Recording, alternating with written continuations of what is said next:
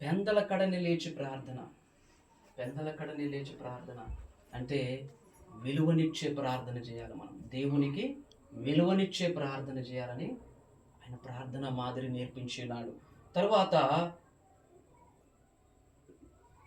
ఒక ప్రత్యేక స్థలంలో ప్రార్థన, ఒక ప్రత్యేక స్థలంలో కూడా ప్రార్థన చేశాడంట. ఆయన ఎందుకోసం చేశాడు? ఒక ప్రత్యేక స్థలంలో ఆయన మనం ప్రత్యేకించబడిన వారముగా ఉండాలని ఒక ప్రత్యేక స్థలములో ప్రార్థన చేశాడు. నువ్వు ఎన్నుకున్నటువంటి స్థలము ప్రత్యేకించబడి ఉండాలి.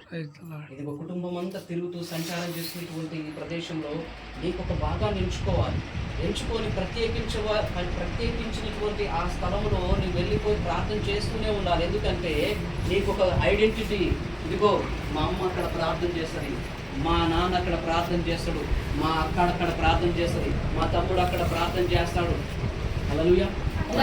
అట్లాంటి గుర్తింపు కలిగిన ప్రార్థన చేయాలి. ఎందుకంటే నీవు మార్గదర్శకంగా ఉండాలి. కాబట్టి నీ తరువాత తరానికి ఒక మార్గదర్శకంగా స్థలమును ఎంచుకొని ప్రార్థన చేయడం ఒక మార్గదర్శకంగా దేవుడు చూపిస్తూ ఉన్నారు. తర్వాత యేసు ముమ్మారు ప్రార్థించను. అంటే ముమ్మారు ప్రార్థించే విషయం ఏంటంటే నువ్వు ఆనందంలోను, సంతోషంలోను, దుఃఖంలోను, వేదనలోను ప్రార్థించే వారంగా ఉండాలి. అవును ప్రభువా, నాకు ఈరోజు ఆనందాన్ని ఇచ్చావు, నాకు సంతోషాన్ని ఇచ్చావు, ఇదిగో ఈ సందర్భంలో నేను పొందినటువంటి ఈ వేరును బట్టి నాకు ఆనందాన్ని ఇచ్చావు అని చెప్పేసి వెంటనే నువ్వు ప్రార్థనకి వెళ్ళాలి. ఇదిగో ఈ భారభరితమైనటువంటి ఈ క్షణం నుండి నన్ను తప్పించావు, వెంటనే నువ్వు ప్రార్థనకి వెళ్ళాలి. అమ్మారు ప్రార్థించే అనుభవాన్ని దేవుడు మనకు మార్గదర్శకంగా ఉంచున్నాడు. హల్లెలూయా. ఆయన ముఖము రూపాంతరము మారేటట్లుగా ప్రార్థన చేశాడంట. హల్లెలూయా. ఇది అసలైన అనుభవం. నీవు రూపాంతరము చెందే విధముగా ప్రార్థన చేయాలంట. ఎలాంటి రూపాంతరం అంటే క్రీస్తు పోలికలోకి రావాలి నువ్వు. హల్లెలూయా. నీవు మనిషివి కనబడతావు కానీ క్రీస్తు పోలిక నీలో నుండి కనపడాలి. నీ ప్రవర్తనలో కనపడాలి, నీ విధేయతలో కనపడాలి, నీ ప్రేమలో కనపడాలి, నీవు చూసే చూపులో కనపడాలి, నీవు చేసే క్రియలో కనపడాలి, నీ హృదయపు ఆలోచనలో క్రీస్తు కనపడాలి, నువ్వు చేసే ప్రతి పనిలో క్రీస్తును చూపించాలి. ఇదిగో అమ్మ యేసుప్రభుని నమ్ముకుంది కాబట్టి ఆమె చేసే పనులన్నీ కూడా యేసుక్రీస్తువే ఉంటాయి. గట్టిగా చెప్పగలుగుదాం. అలాంటి ప్రార్థన మనం చేయాలని దేవుడు ఆయన రూపాంతరము చెందేంతగా ప్రార్థన చేశాడు. అలాంటి ప్రార్థన మనం చేయాలని కోరుకుంటున్నాడు. హల్లెలూయా.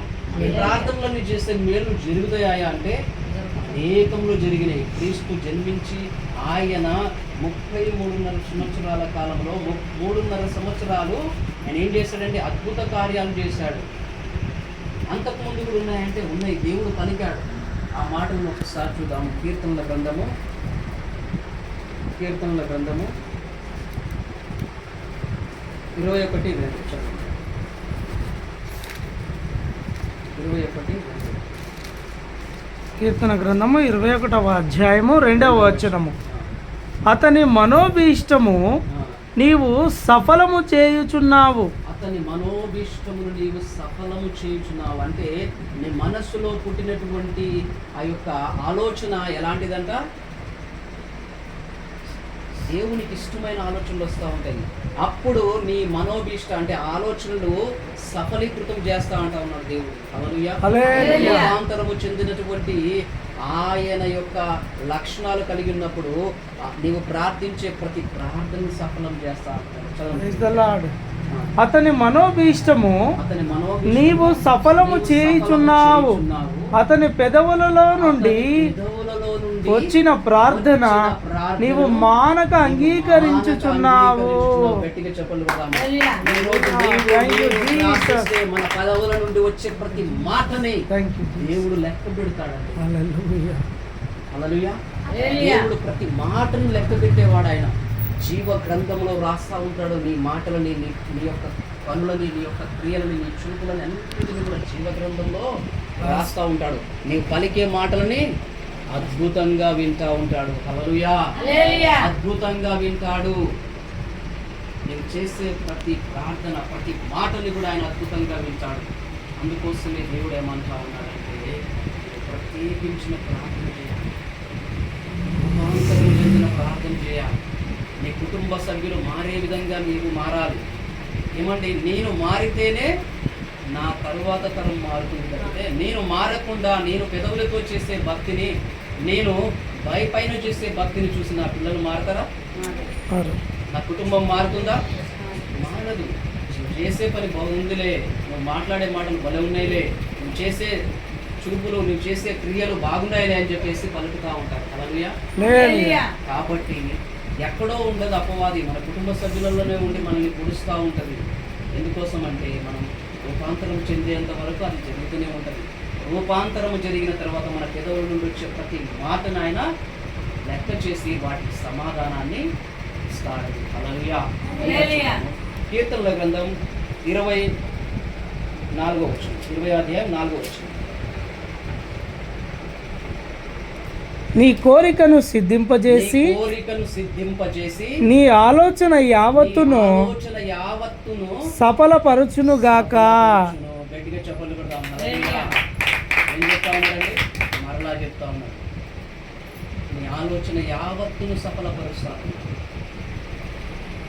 నీవు క్రీస్తులోనికి మారినట్లయితే నీకు వచ్చే ఆలోచనలు ఆయనపై ఉంటాయి కాబట్టి ఆ ఆలోచన అంతటిని కూడా సఫలం చేస్తా అంటున్నాడు. ఆమేన్. నీ కుటుంబం భద్రంగా కాపాడబడాలి అంటే ఏం చేయాలి? నువ్వు ప్రార్థన చేయాలి. ప్రార్థన చేయాలంటే నువ్వేం చేస్తున్నావు? నీ యొక్క ఆలోచనని దేవునికి జతకడుతున్నావు. హల్లెలూయా. దేవునితో జతకడుతున్నావు. ప్రార్థించే ప్రతి క్షణము నువ్వు ఆయన హస్తానికి హస్తం కలిపి, ప్రభువా ఇదిగో నా కుటుంబము రక్షించబడాలయ్యా, నా కుటుంబములో ఉన్న ప్రతి వ్యక్తి రక్షించబడాలయ్యా, నీ కంచె కాపుదలలో ఉండాలి ప్రభువా అని చెప్పేసి మనం ప్రార్థించినప్పుడు ఆయన వింటున్నాడా లేదా? వింటున్నాడు. వాటి ఆలోచనలు సఫలం చేస్తాడు. ఇదిగో ప్రభువా నా పిల్లలు ఎదిగి పెద్దవారై వారు ఉన్నత స్థలంలో నిలబడాలి, ఒక మంచి ఉద్యోగస్తులు మారాలి, ఒక మంచి ఉన్నత పొజిషన్లో ఉండాలి వారు అని చెప్పేసి మానక నీవు ప్రార్థిస్తుంటే ఆయన మానక వింటూ ఉంటాడు. హల్లెలూయా.